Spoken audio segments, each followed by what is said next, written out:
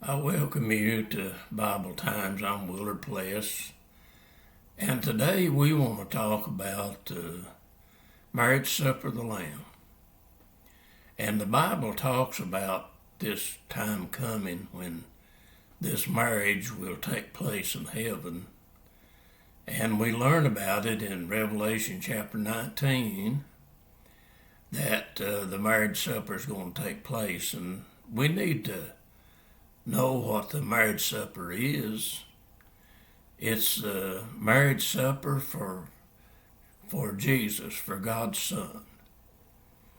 And the bride for Jesus is New Jerusalem. And this will take place in heaven just before Jesus returns to this earth to cleanse this world, that this will take place in heaven. And we know it's going to take place between the time of the judgment of the whore and the gathering there in Jerusalem for the Armageddon time, that we learn that the resurrection is going to take place. And see, this is when the marriage supper of the Lamb will happen in heaven. When the resurrection takes place, then those that have been invited and accepted the invitation and applied themselves and got ready will meet there at that supper, the marriage supper. And when we look at, Jesus taught parables about the marriage supper. In Matthew chapter 22, he talked about it. He gave a parable there concerning the man that made a feast, marriage feast for his son. And they sent out and invited people, but they turned it down. Ones that's been invited, they were concerned more about worldly things, and so they didn't think that was important. See, there's a time that God will invite you to be in the marriage supper of the Lamb. And when that invitation comes, then you need to accept the invitation and let the Spirit in your heart, and you start walking with Jesus and the Father and paying attention, and see the parable concerning the 10 virgins teaches that. See, these 10 virgins had been invited, and they were given light. And the wise ones, they prepared. They walked with God, and it was important to them. But the foolish ones, it was not important to them. They just had no care for it. They in Matthew chapter 22, it talks about people that make excuse and go another way. They're not prepared for come to the marriage supper. And so one said that he had bought a piece of land. You can look in Luke's gospel and see the reason that the one that Luke talks about is one that Jesus gave in Galilee. Now, the one that Matthew talks about there in Matthew 22, Jesus gives that parable after he goes in to Jerusalem, and it's given in Judea. That's the reason both of them are different. It talks about different things. See, when you can talk about the same subject in different places, but you won't talk about the same thing. I mean, it won't be word for word, and the Bible's like that. I know the reference, they kind of put it together, but they're not together. Jesus taught those in two different places. See, he taught in Galilee, and he also taught in Judea. And Luke talks about the Galilean ministry. Matthew and Luke, Mark and Luke, they talk about the Galilean ministry until Jesus rides a little donkey into Jerusalem, and they talk about the last week of Jesus' life as well. All three Gospels talk about the last week of Jesus' life. And you need to study that and learn that. And when it comes to the marriage supper of the Lamb, see, God invites people. They had been invited in Matthew chapter 22 there. If you go there and look at that, they had to receive the invitation, but they made light of it, and they were more concerned about a piece of land they'd bought, and one was concerned about other things of the world. And Luke, he gave a man had married a wife, and therefore he needed to be excused. And see, the Bible says in Matthew 22 there that many are called but few are chosen. So if you're not interested in really getting ready for the marriage supper and not walking with God, see, the 5 foolish virgins, they didn't apply themselves. They didn't use the light. They just like went to sleep. See, going to sleep means you don't care. You just simply don't care. It's not talking about a sleep for your body. It's talking about a spiritual sleep.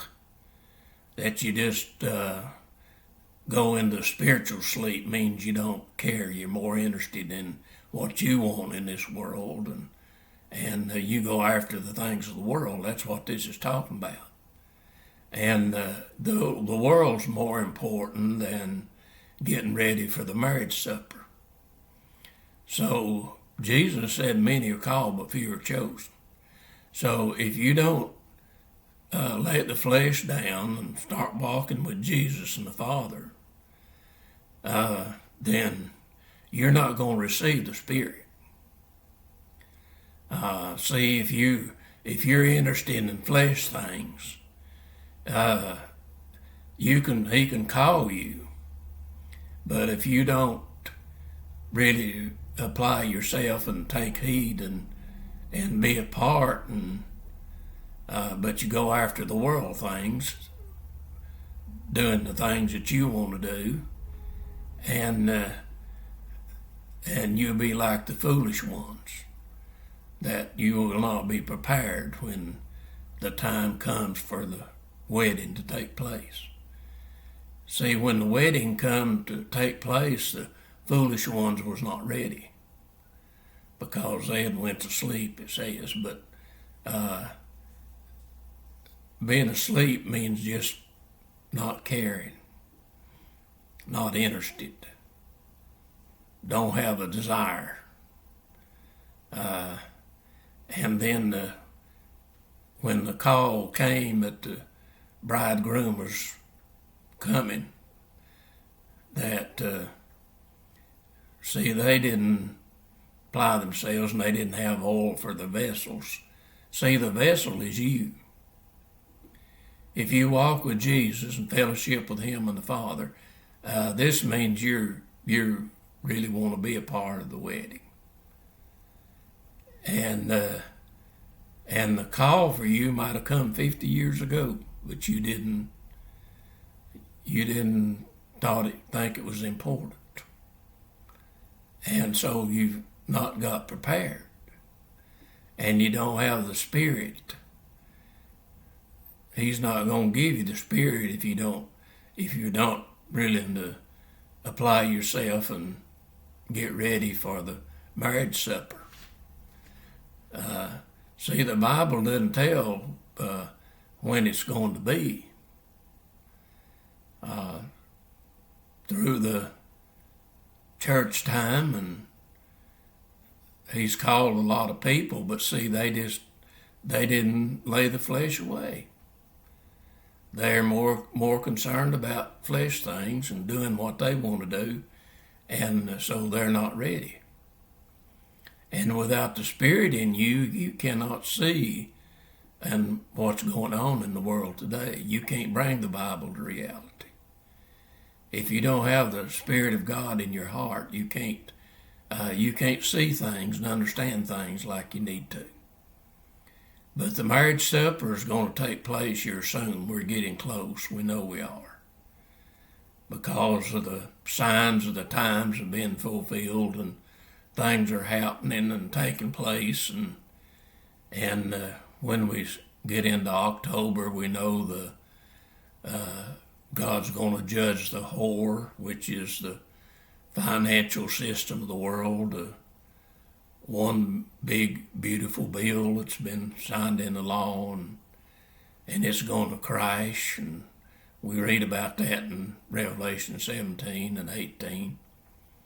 And then after that happens, then the resurrection will come, and people will meet there in heaven for the marriage supper of the Lamb.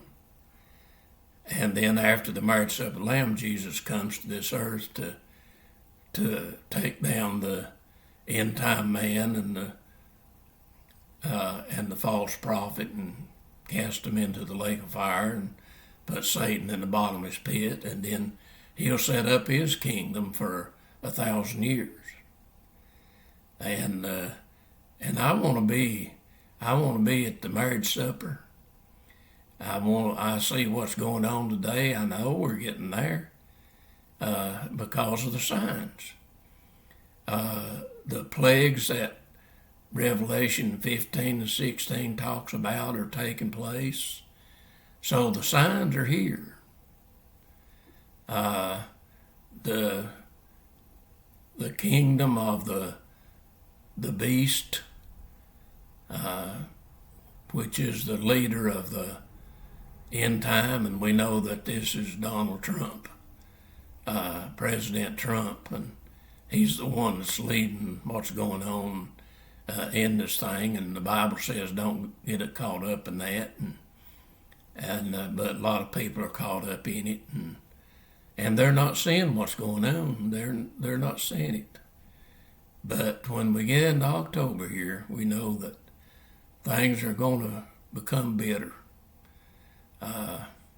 October is the playover of Jesus's time on the cross at noontime. When we get to October, that's noontime, and that's when things turn dark. And things are going to turn dark in this world. And but people are not seeing this. They're turning it away. They're not understanding because they didn't apply themselves. They may have been invited. You might have been invited, but you haven't. You didn't receive it like you need to, and haven't become a part like you need to, and so you don't see really what's going on in this world. And we want to look at things and see and understand what's going on and what's happening in this world, and that's what we're trying to give, and we're close here. The marriage supper of the Lamb is going to take place soon. We're in the last year. 2025 is the last year, just like it's the last 12 hours of Jesus' time on the cross. This is playing over. And a lot of things play over here, as we learn in the scriptures. And I've talked about a lot of these on my videos, and if you want to go and listen to some of the videos, you can. And kind of see and understand we're here to try to help people. We're not here to hurt anybody. We're here to try to help people to get out of the kingdom of Satan's getting set up in this world, and he's getting his kingdom set up and right now, and it will come to climax here pretty soon as we get to October, November, and so Jesus will be coming soon. And so I hope you'll talk to him and get him in your heart and get ready to meet him because he's coming soon. So God bless you, and you have a great day.